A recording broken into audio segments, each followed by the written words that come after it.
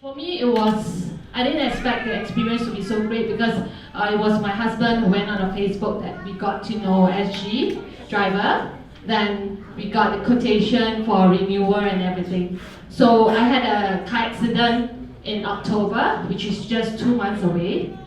One of the morning, it's about 6:45 before 7, and a motor hit my car from the back. So it was really bad, as in my very first bad accident, and I got really shocked. And when we were searching, the first thought is, oh dear, what am I supposed to do? Thankfully, I was with my husband, so we were searching our car for the insurance certificate, hoping to know what number to call. But somehow we couldn't find it.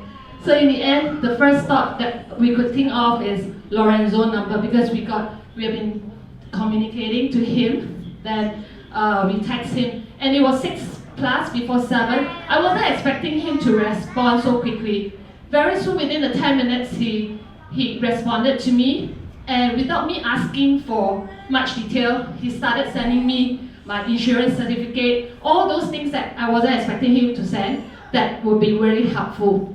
And from there, the next thing he sent me the contact detail of the mechanic person who's going to help me with the tow vehicle.